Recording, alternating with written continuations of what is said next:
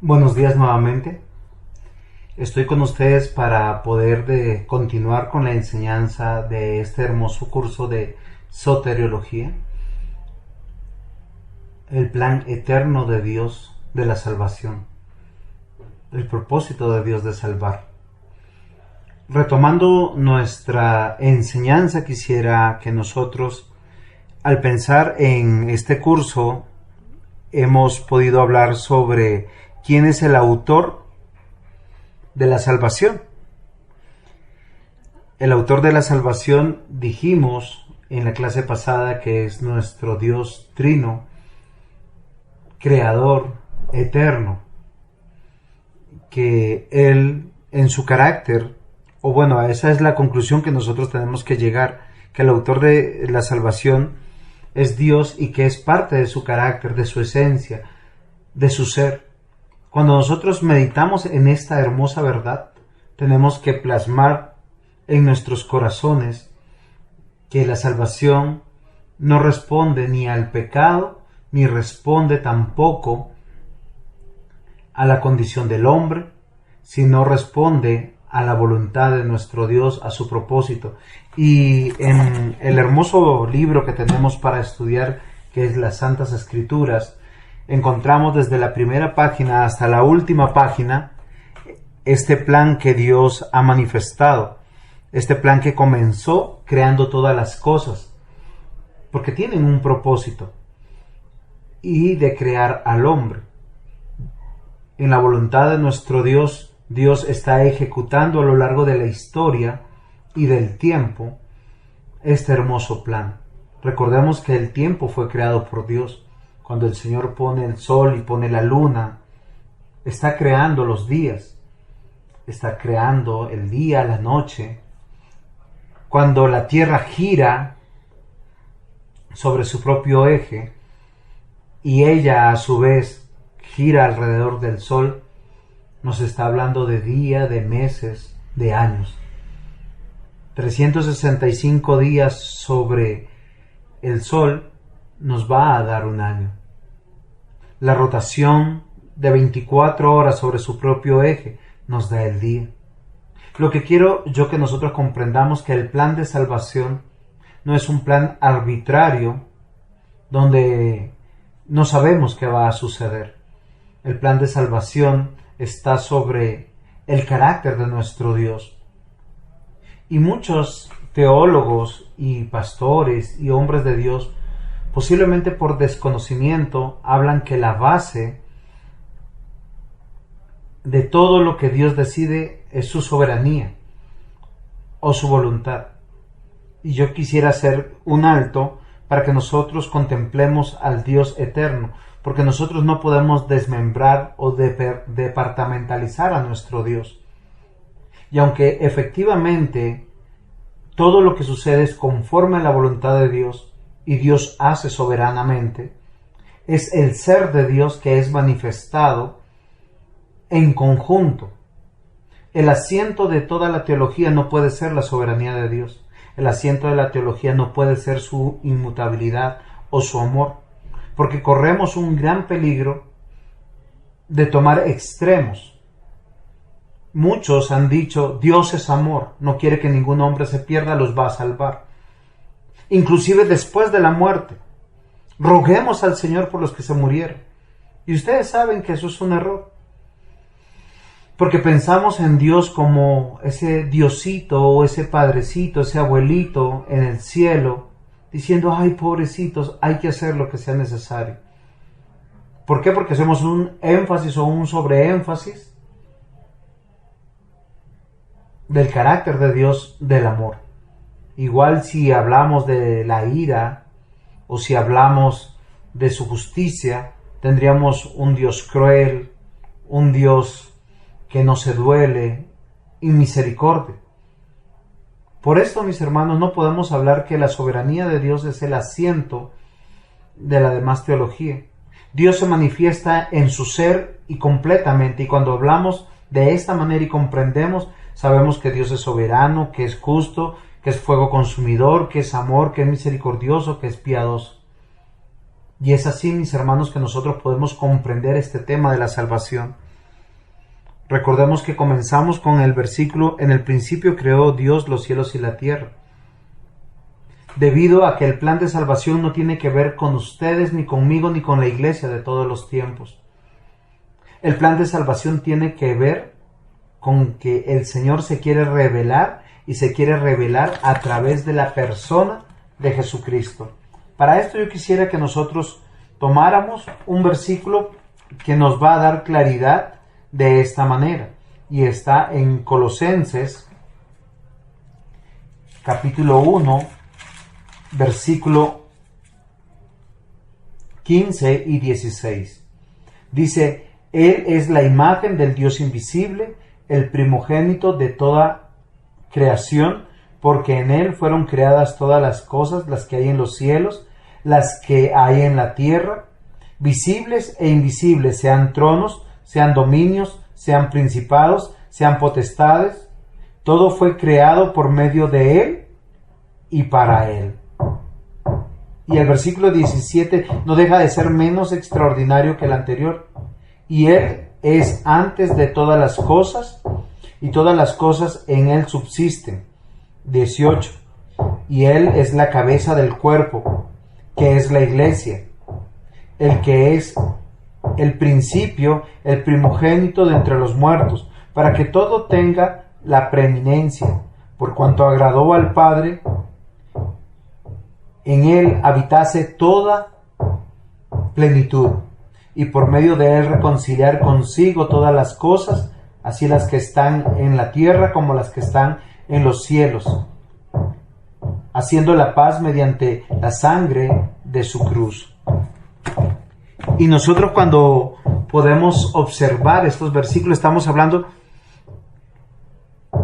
que Dios no ha cambiado, es inmutable, todopoderoso, es el Dios creador, el Dios trino, eterno. Pudiéramos hablar de todos sus atributos sin que el uno sopese más que el otro, porque Dios no puede amar a alguien haciendo injusticia, no puede hacer justicia a alguien sin no tener misericordia. Él no puede dejar de ser santo para redimir y para salvar. A ese punto yo quiero llegar.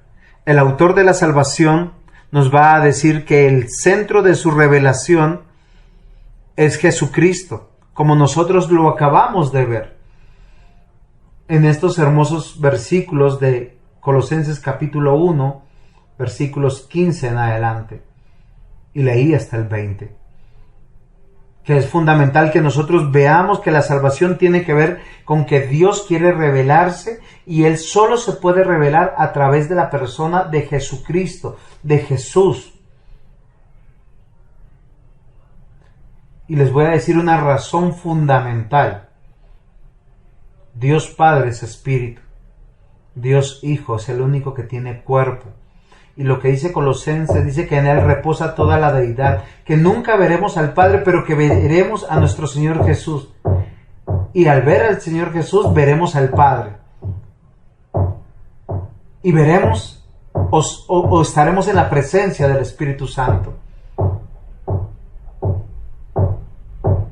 Y fíjense que estos versículos nos van a hablar de la esencia de nuestro Dios, que es Salvador, o reconciliador, o de traer paz.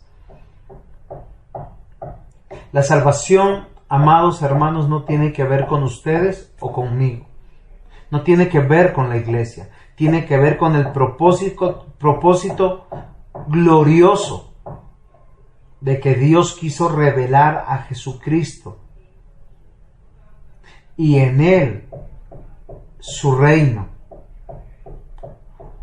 Y cuando yo digo su reino, porque está manifestando su gobierno, un gobierno teocéntrico, un gobierno pleno, satisfactorio, que en Él se deleita. Y nosotros lo podemos ver claramente a través del Antiguo y Nuevo Testamento. Cuando pensamos en el Antiguo Testamento, vemos que desde el principio se revelaron los profetas, luego se revelaron los sacerdotes, finalmente los reyes. Y comprendemos que estos 4000 años de historia manifiestan el gobierno teocéntrico de Dios. Que hay un plan. Y en él se fueron añadiendo cada uno de los que iban a ser salvos. ¿Y cómo se salvan cada uno de los que están en medio de la escogencia de nuestro Dios, del plan de Dios? Mis amados hermanos, que no nos sorprenda lo que yo voy a decir, porque para muchos han dicho que el Antiguo Testamento tiene que ver con la ley y el Nuevo Testamento con la gracia, cosa que lo uno y lo otro nunca se pueden desasociar o separar. Cuando nosotros vamos a un capítulo extraordinario de Hebreos presentando el sumo sacerdocio de Jesucristo, vemos a un Dios que es el autor de la salvación y que su carácter es salvar por medio de la fe.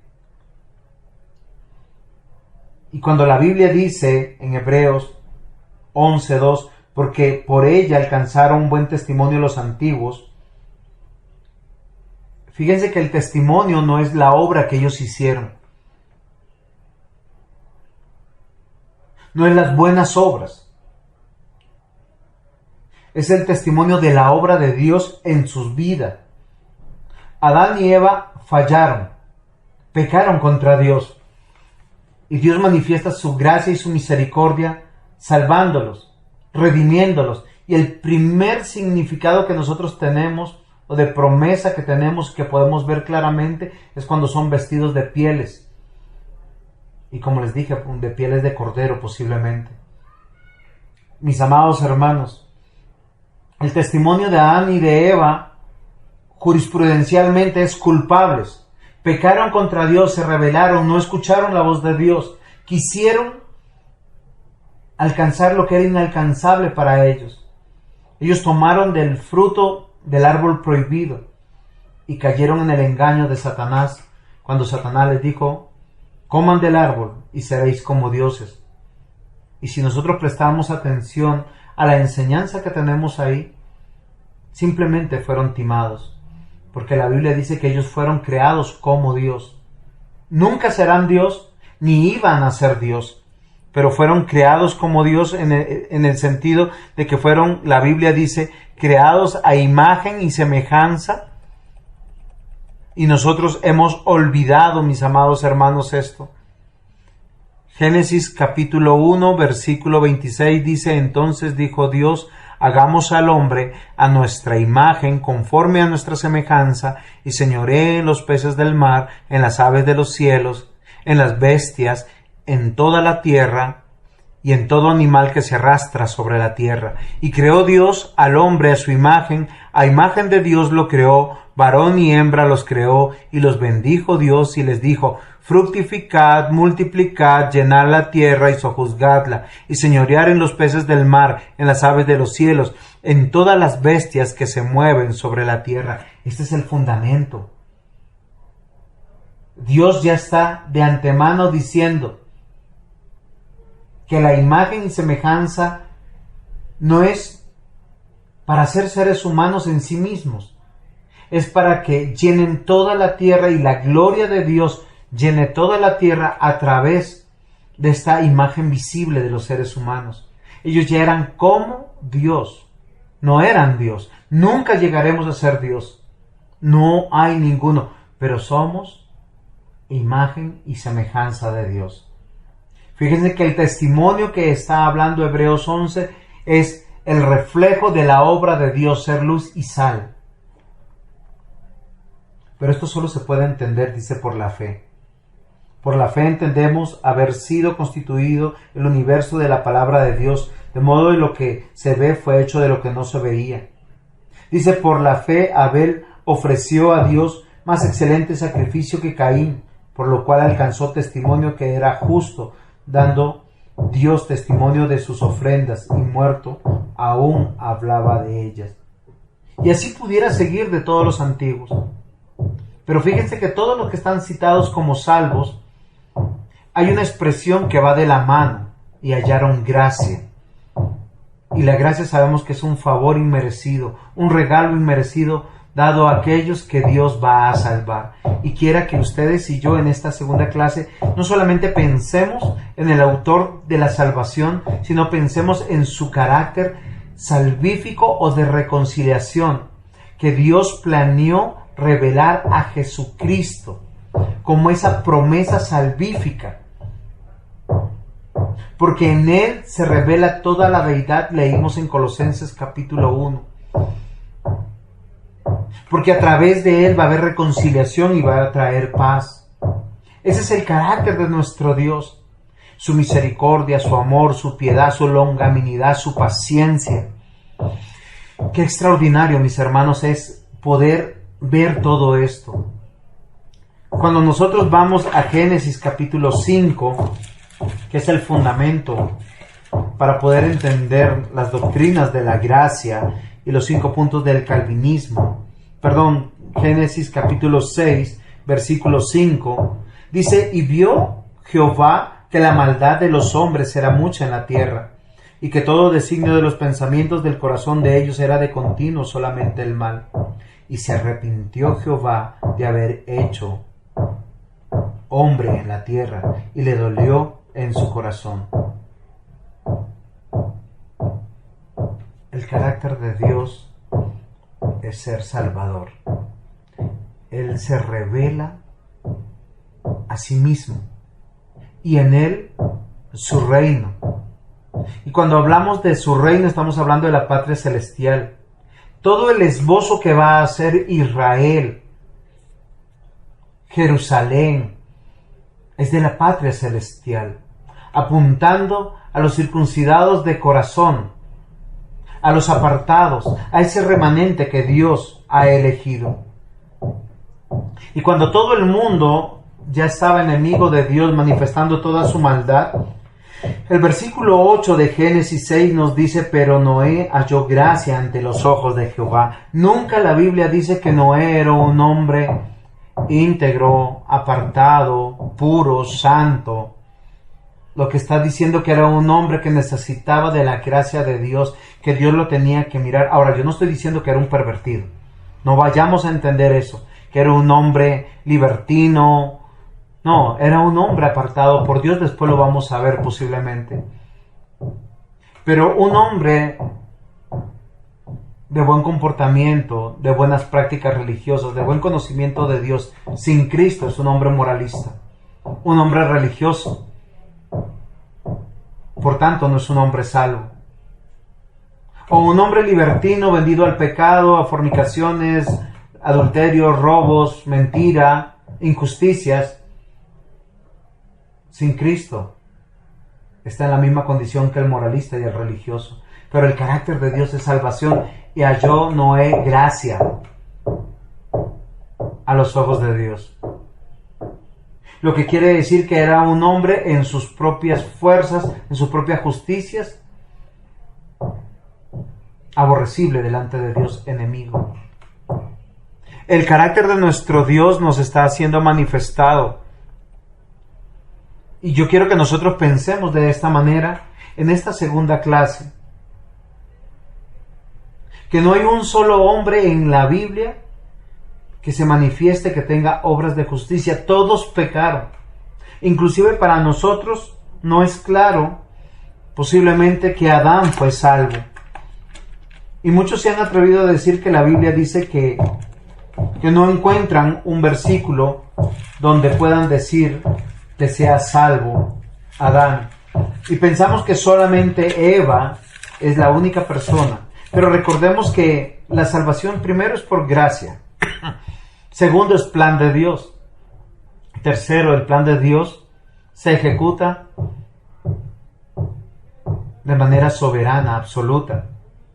Cuando vamos a Lucas capítulo 3 y vemos la genealogía de Jesús, en los versículos que constan del 23 al 38, nosotros vamos a encontrar que el versículo 38, hablando de la genealogía de los salvos, de la genealogía de Jesús, de un linaje escogido para salvación, para redención, para guardar, atesorar la palabra de Dios. Porque el carácter de nuestro Dios es ese: salvar, perseverar, transformar, regenerar, cambiar a sus hijos, sostener. Dice de la siguiente manera: hijo de Enos, hijo de Set, hijo de Adán, hijo de Dios. Porque el carácter de nuestro Dios, mis amados hermanos, es reconciliar, traer paz, restaurar, mantener ese hermoso plan que tenemos. Y tenemos en Lucas capítulo 3 del versículo 23 al 38, ese hilo conductor que tenemos desde Adán hasta nuestro Señor Jesús, hasta su Padre adoptivo. Y cuando vemos nosotros en la genealogía de Mateo, vemos de Jesús hasta Abraham. Y nosotros lo único que podemos decir: ¡wow! ¡Qué extraordinario saber que nuestro Dios es un Dios reconciliador, un Dios de paz, un Dios que salva, un Dios que persevera, un Dios que creó a los hombres bueno en gran manera, mis amados hermanos, y que la caída es parte del plan de Dios. Ahora, mis hermanos, yo no quiero entrar un poco o mucho en ese detalle. Vamos a tener para hablar de la caída en otras clases. Pero lo que yo quisiera que nosotros miráramos o observáramos, que la palabra del Señor está revelada en 3 tiempos y que nosotros debemos enmarcar. Que el plan de salvación tiene que ver, dijimos, con Jesucristo, con su reino. Y el reino nos habla de la patria celestial. Nos habla escatológicamente de que Dios quiere un remanente, pero no pensemos en un remanente como poquitos. Pensemos en un remanente en este sentido como el número suficiente y necesario de todos los que el Señor quiere que pueblen en la eternidad su reino. Cuando nosotros estamos observando el plan de Dios para la salvación, estamos viendo un hilo conductor desde la creación, Adán y Eva, hasta el último de los salvos. Y la Biblia no se va a dividir en 2 tiempos en ese sentido, Antiguo y Nuevo Testamento. Vamos a tener que hacer un diagrama en nuestra mente. El Antiguo Testamento y el Nuevo Testamento en su defecto solo están conformando un libro que se llama la Biblia. Y este libro navega en 3 partes, mis amados hermanos. En un pacto prometido o en la promesa de redención a través de Jesucristo, que está desde Génesis capítulo 1, versículo 1. Y yo quiero que lo empalmemos con los versículos que yo leí al principio de Colosenses, mis amados hermanos. Porque cuando nosotros leemos Colosenses, estamos entendiendo de manera correcta lo que la palabra de Dios nos dice en Colosenses capítulo 1. Porque la creación no fue hecha para que subsistiera indefinidamente, ni para que existiera de manera aleatoria, sino para revelar este hermoso plan, que todas las cosas subsisten para Dios, que es revelado en Cristo Jesús, el que es cabeza del reino de Dios, o del cuerpo, o de la iglesia, y que la iglesia está conformada por todos los hombres de fe, porque ese es el método de Dios para salvar. Cuando nosotros navegamos a lo largo del Antiguo Testamento, por eso vemos un Antiguo Testamento totalmente diferente, que comienza y va a terminar al pasar de la creación, que es la promesa del pacto de redención o la promesa del plan de redención, porque es de Dios, Vamos a pasar por la caída, donde estamos viendo claramente que la gracia y la ira de Dios, el amor de Dios y el odio de Dios hacia los pecadores se va a hacer manifiesta, que hay dos pueblos o dos familias, los del reino de la luz y los del reino de las tinieblas, de los justos y de los no justos, de los píos y de los impíos. Y durante este linaje del Antiguo Testamento, donde se revela el gobierno teocéntrico de Dios, se guarda y se atesora una promesa, la promesa del Mesías, del Cristo. Pero Dios está salvando aún con esa promesa que está como en tinieblas, porque vemos que esa revelación va de menos a más. Adán y Eva simplemente se salvaron por una promesa de redención que está en Génesis 3:15. Y de tu descendencia nacerá aquel que pise la cabeza de la serpiente. Y luego vemos a Abel creyendo lo mismo, ofreciendo un cordero posiblemente. No, dice la Biblia que fue un cordero. Luego vemos a Set. Luego vemos a los descendientes de Noé a través de Sem y de Sem, de Artafat, luego de Taré, luego de Abraham, luego de Isaac, de Jacob. Amados hermanos, el carácter de nuestro Dios, ellos guardan esta promesa a través de símbolos, signos, sellos y señales que Dios mismo les va a dar, que todos revelaban a Jesucristo. Y es lo que nosotros estábamos enfatizando en la clase anterior, y quisiera que nosotros meditáramos en eso. Que cada uno de estos símbolos, y a través de una tarea que quisiera que ustedes hicieran en este ejercicio, en el Antiguo Testamento, ver qué significado cristocéntrico tenía todos los símbolos dados por nuestro Dios, símbolos, señales, signos y sellos dados al pueblo de Dios. Para esto tendríamos que leer Levíticos, tendríamos que leer Números, tendríamos que nosotros ver todas las partes del Antiguo Testamento donde nos hablan del tabernáculo, luego del templo. Y todas estas señales y signos tenían que ver con la revelación de Cristo, el pacto o la promesa de salvación. Luego nosotros veremos la cruz del Calvario, cuando Jesús se revela a sí mismo. Porque el carácter de nuestro Dios es este.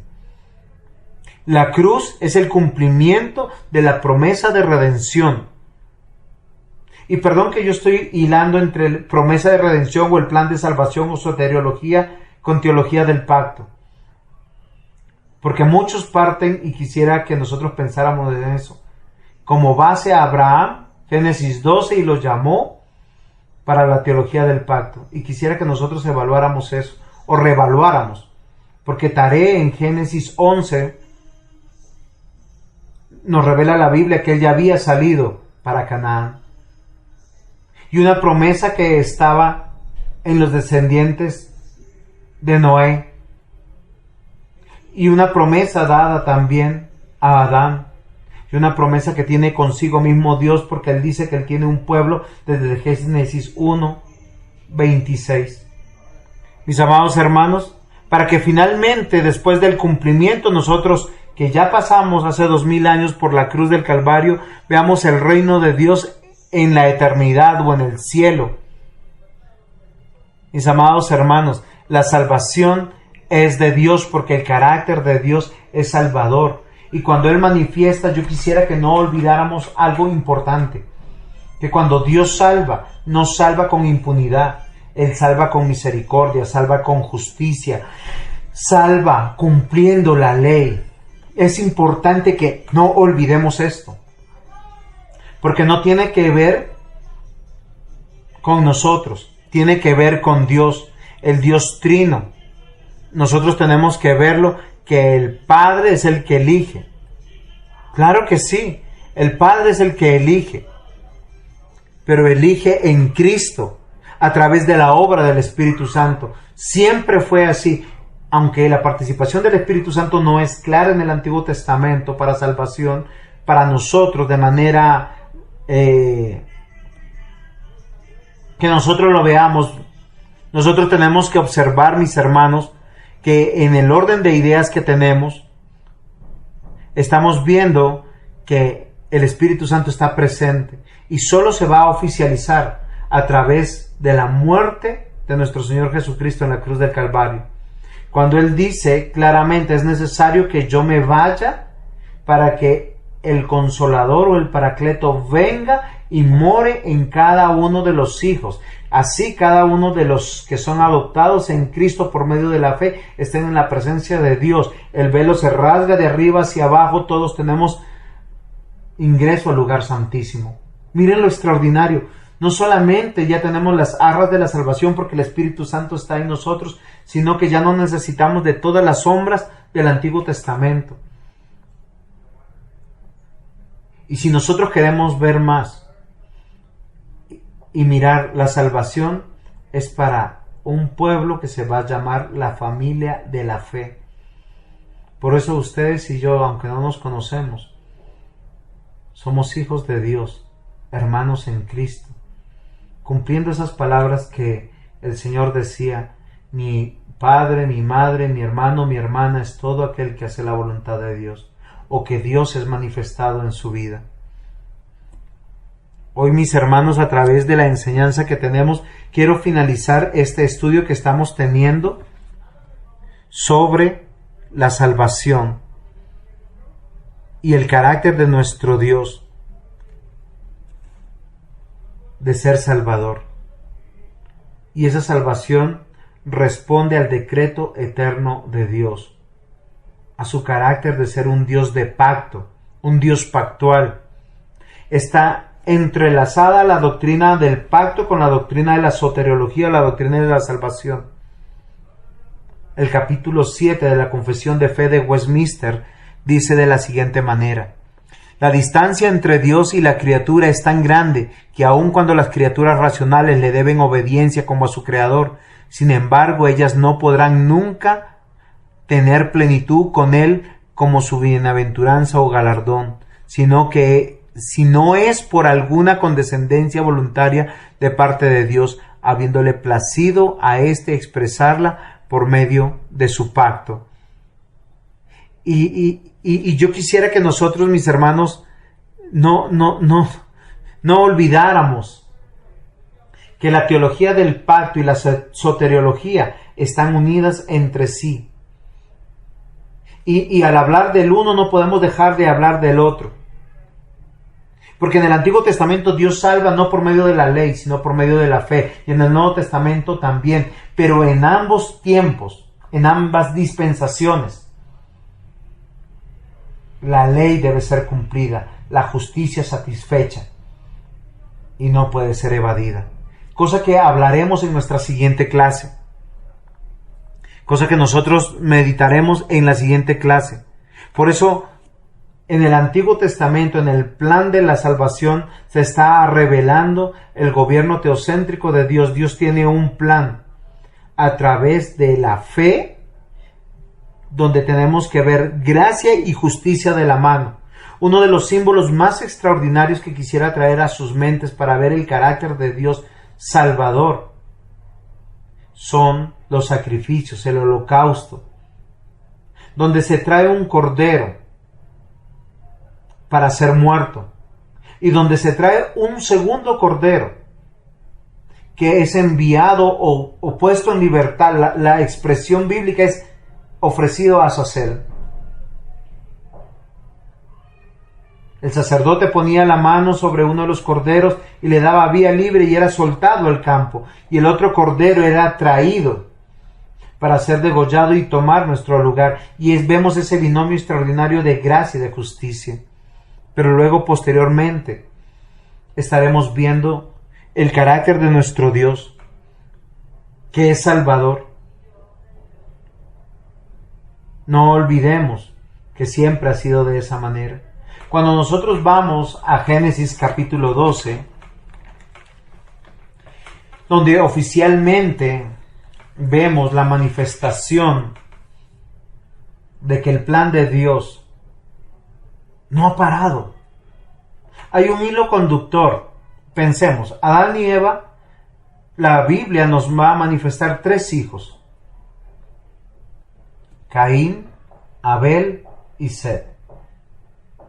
Y de estos 3 nos va a hablar que tiene que haber un linaje o un hilo conductor, y es a través de Set, o sustituto, sustituyendo a Abel, que había sido muerto por Caín.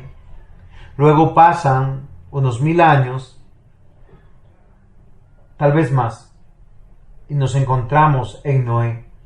Y Noé halla gracia delante de Dios, lo que quiere decir que durante estos 1000 años todo el pueblo y todos los que han sido del linaje que vamos a encontrar en Génesis 5, ese linaje que podemos ver que Dios conserva para decirnos que Dios no ha cambiado, que Él sigue sosteniendo y llamando y salvando, no por obras de justicia, conservando, perseverando en cada uno de sus hijos. Y cuando todos los hombres eran muy malos y de continuo su pensamiento era el mal, Dios llama a Noé con sus 3 hijos nuevamente: Sem, Cam y Jafet. Sin embargo, la relevancia de estos 3 hijos va a haber uno de los hijos que en su genealogía, de generación en generación, lo que dice el Señor a través de su palabra, va a conservar un linaje salvífico, un linaje que va a conservar. Dios va a salvar a través de la venida de un Salvador, y todos creían con fe.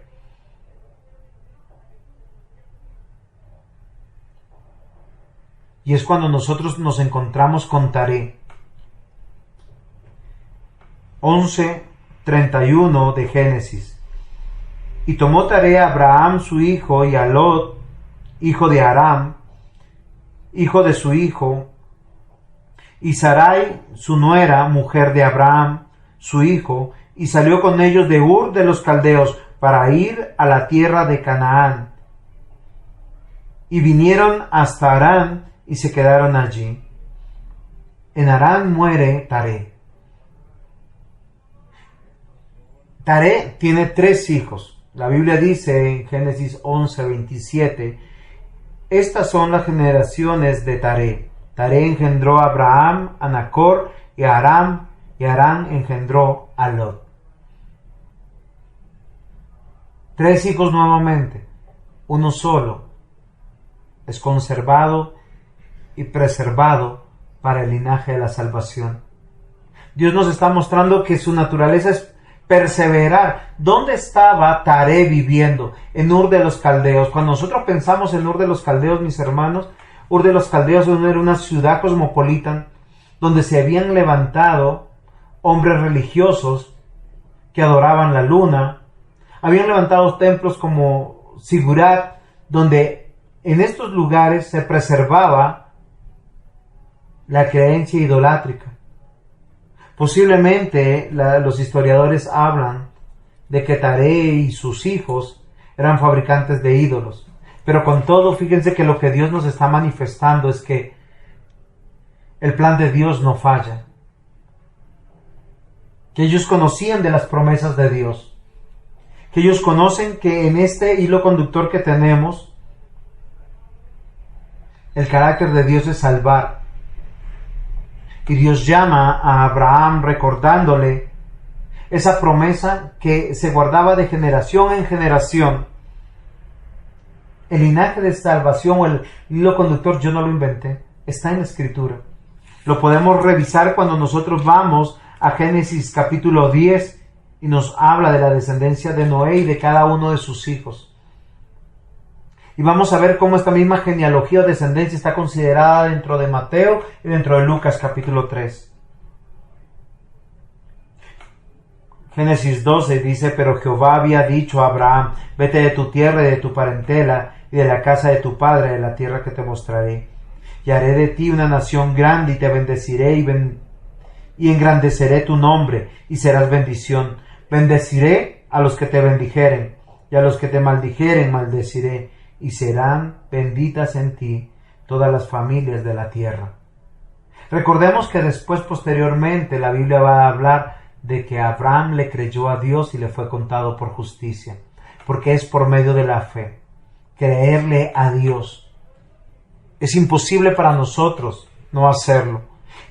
No olvidemos que esta segunda clase no solamente tiene que ver con el autor de la salvación, soberano Dios que se prometió para así revelarse y revelar a Jesucristo, o solo se puede revelar a través de Jesucristo y en él el reino de Dios, sino que su carácter es salvífico, salvar, perseverar. Ninguno de estos hombres que hemos visto, por eso yo estoy retomando nuevamente, fueron buenos hombres, hombres piadosos. Todo lo contrario, hombres pecadores, mujeres pecadoras, de vidas que nosotros cuestionaríamos. Hombres y mujeres que posiblemente buscan su bienestar. Pero Dios sigue diciendo, yo tengo un plan. Y ese plan es tener una nación donde se invoque el nombre de Dios. Recordemos que luego Moisés está diciendo a través del Pentateuco que Dios dice, yo los elegí a ustedes por ser insignificantes, para yo ser su Dios. Y ustedes mi pueblo, un pueblo diferente.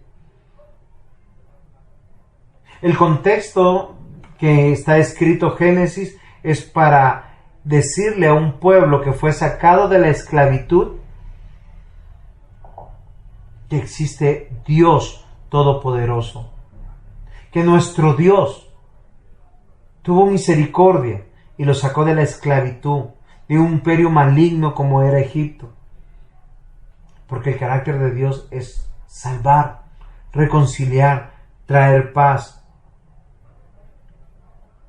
Dios es el autor de la salvación, el Dios Trino, Padre, Hijo y Espíritu Santo, y es el que está ejecutando todas las cosas a lo largo de este tiempo. Hoy, mis hermanos, tenemos que ver que Dios es el que reina eternamente y para siempre. Que Él está manifestando su autoridad, su dominio, su soberanía, su gobierno teocéntrico.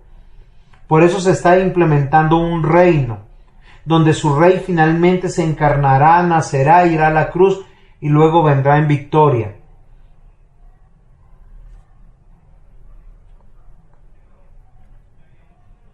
Se revela también toda su obra de salvación a través del sacerdocio o de su carácter de ser mediador. Cuando nosotros observamos el carácter mediador de nuestro Dios, dice que Dios se agradó en su propósito eterno de escoger y ordenar al Señor Jesucristo, su unigénito Hijo, para que fuera el mediador entre Dios y el hombre. Él es el profeta, Él es el sacerdote, Él es el salvador. Por eso Él es el heredero en todas las cosas. A Dios le plació salvar en la persona de Cristo a través de la fe. Y nosotros lo podemos ver a través de todos los símbolos, signos, señales y sellos del Antiguo Testamento y de todo el oficio que concluye Jesucristo cumpliendo cuando Él se encarga, como verdadero profeta, único y supremo sacerdote y verdadero rey del pueblo de Dios. Hoy, mis hermanos, yo quiero llamar la atención de que nosotros pensemos en ese hermoso mensaje que el Señor nos está dando. Que Dios es el autor de la salvación, obra poderosamente, pero Él está comprometido con esta salvación porque su carácter es salvar. Leamos un poquito 1 Corintios, capítulo 1, versículos 18 al 21. Porque la palabra de la cruz es locura a los que se pierden, pero a los que se salvan, esto es a nosotros, es poder de Dios. Pues está escrito, destruiré la sabiduría de los sabios y desecharé el entendimiento de los entendidos. ¿Dónde está el sabio? ¿Dónde está el escriba? ¿Dónde está el disputador de este siglo? ¿No ha enloquecido Dios la sabiduría del mundo? Pues ya que en la sabiduría de Dios el mundo no conoció a Dios, mediante la sabiduría agradó a Dios salvar a los creyentes por la locura de la predicación. He aquí, mis amados hermanos, que nosotros tenemos que hacer un alto. He aquí que nosotros tenemos que decir, Dios no solamente es el autor de la salvación, su carácter es salvar, reconciliar.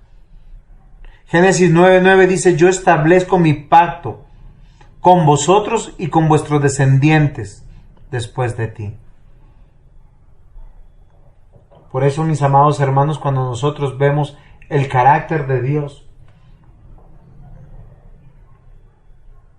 tenemos que dejar un espacio para poder contemplar que el plan de Dios de salvación, el decreto de Dios establecido de revelar a Jesucristo y en él su reino, es a lo largo del tiempo creado por Dios. Y esto depende totalmente y absolutamente de él.